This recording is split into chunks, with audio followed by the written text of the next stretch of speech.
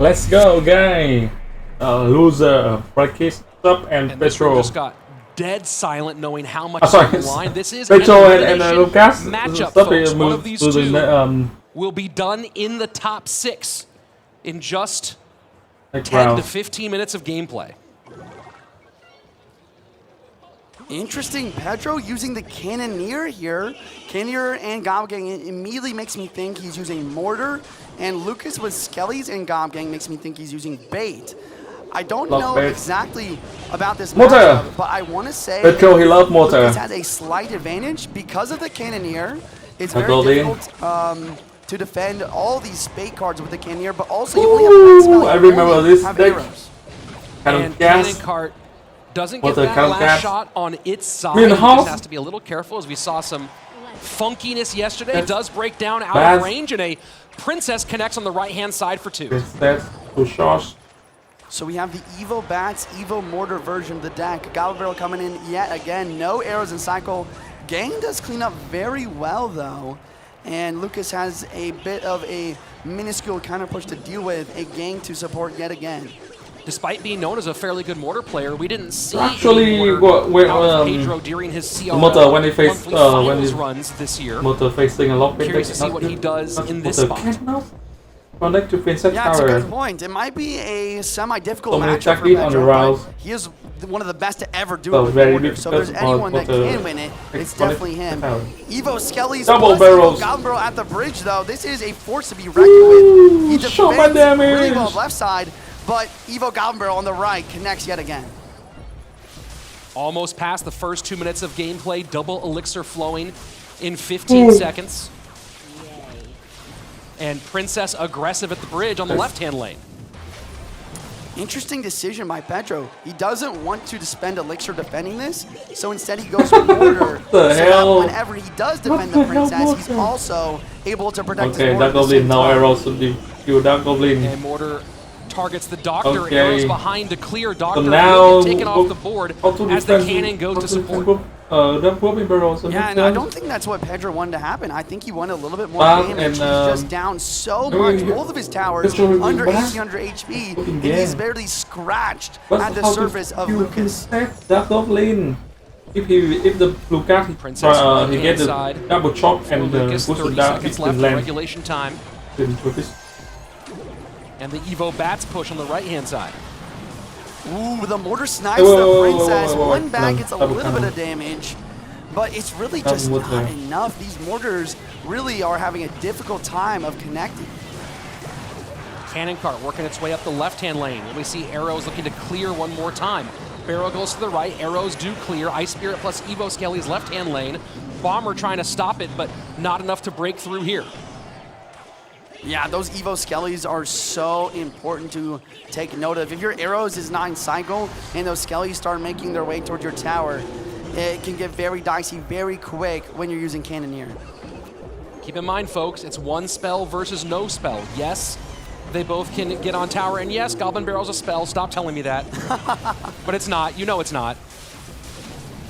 Yeah, I agree. That's got to be one of my biggest pet peeves. We're talking no direct damage spells here, but because of that, Lucas actually has even more spam, which is a huge advantage versus the Cannoneer yet again. Should see an ability. Yep, there it goes. Miner goes to the back of the tower. Pedro has a lot of ground to make up. He really needs to hope for either a Cannon Cart breakthrough or a Mortar connection, because at the moment, Miner chip plus arrows is not going to get it done. Princess still alive. Bats dropping down on defense. Here's the Evo Skelly split push to try to apply pressure. Goblin Barrel yet again as well. Arrows left inside. That's not the right decision. Goblin Barrel connects. Oh my! Oh my God! Lucas taking game number 1. And Lucas pumped up there after taking a key game number 1, and kind of fresh looks from both of these players. Haven't seen a lot of bait out of Lucas throughout the year. Haven't seen any Mortar from Pedro throughout the year. But this is World Finals. This is where you go to the big stuff. Yeah, and a big guessing game. Game number 2. Pedro. Keep in mind, only the one spell the arrows played on Pedro's side. So Lucas doesn't have a ton of information. But of course, we have now seen how deep you can go into this deck pool and still have difficulty trying to pick it. Pedro goes Ice Spirit to open into the Electro. And here's the Raymart as well. Lucas with some sort of Raymart deck. It could be Mega Knight, it could be Pekka, or even Recruits as we've seen. Tyler, please. We've seen a lot of Ice Wiz Good. this No. weekend so far. Whoa. Far more than many would anticipate. What do you attribute Bad that timing. to?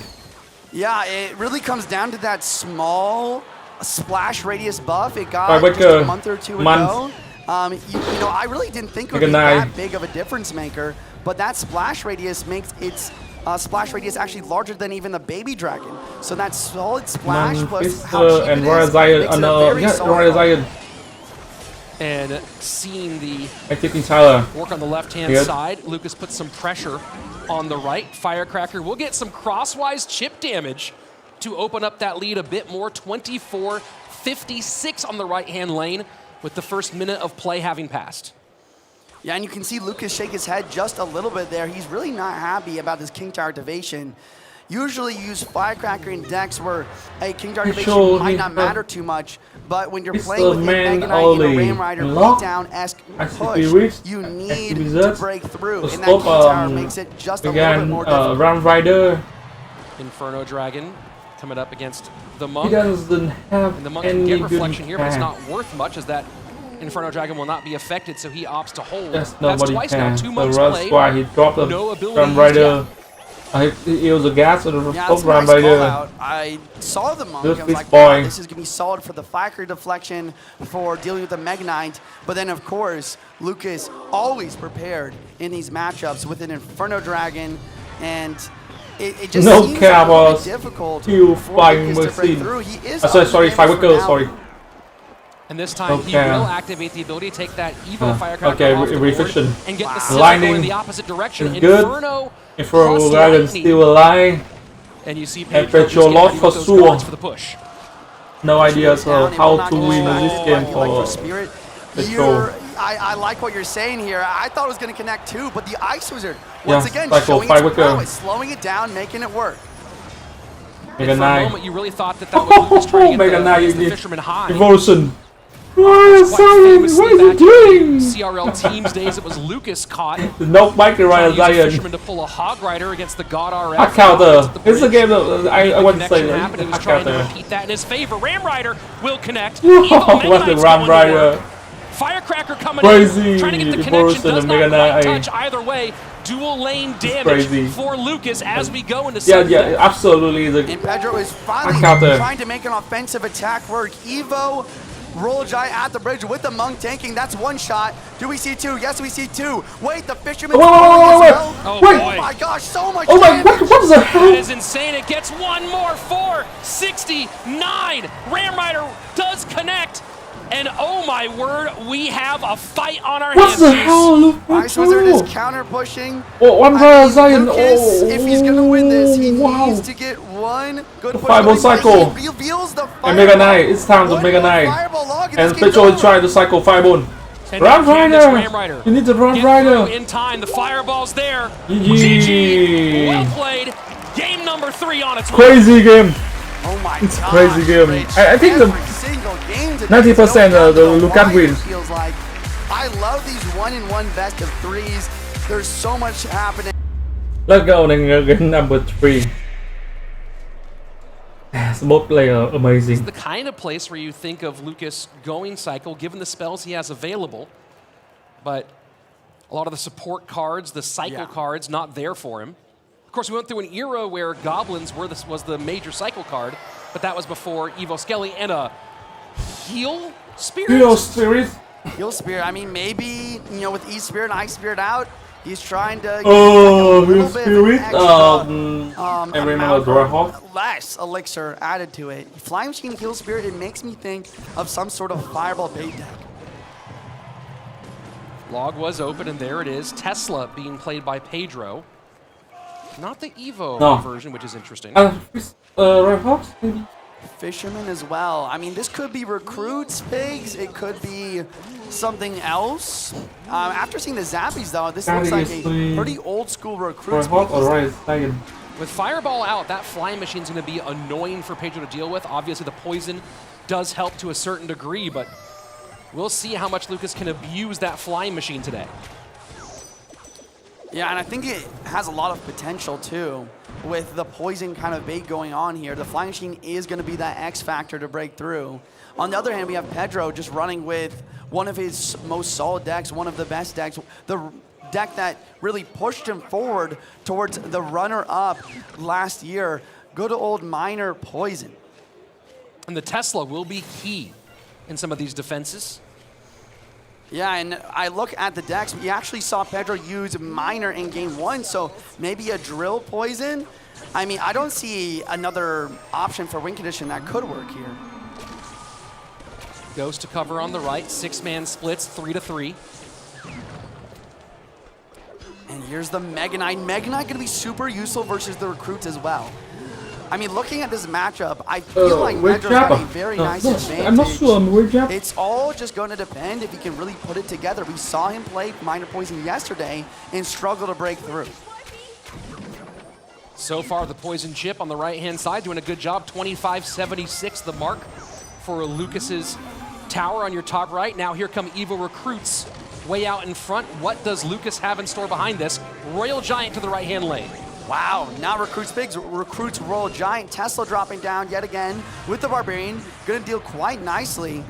I mean, that Mega Knight though, I feel like that Mega Knight, especially the Evo, will be really good at knocking that Evo Royal Giant backwards. And the Heal Spirit, such an interesting choice. We've seen people really try to go outside of expectations. How do you feel about that Heal Spirit call? No, Drill! It synergizes really well with Royal Giant specifically. Drill! Because Good poisons. Almost always Good Drill, good Goblin. To jump because of how close the Evo Royal Giant is to the bridge. And the Poison working more. Flying Machine to get the, and that's just what you talked about, the Mega Knight knocking that Evo RG all the way back across the bridge. Full right Zion. And this Tesla's getting, sorry, not the Tesla, but the Flying Machine once again getting so much value. Even if you have poison for it, it's not instantaneous. And he misses the pull on the Ghost though. The Ghost getting even more damage. And I just don't know how Lucas breaks through right now. Good poisons. Good position. Royal Giant with the Evo recruits. Does fireball the Tesla here. Snowball to hold. RG should. And these are critical shots at this stage.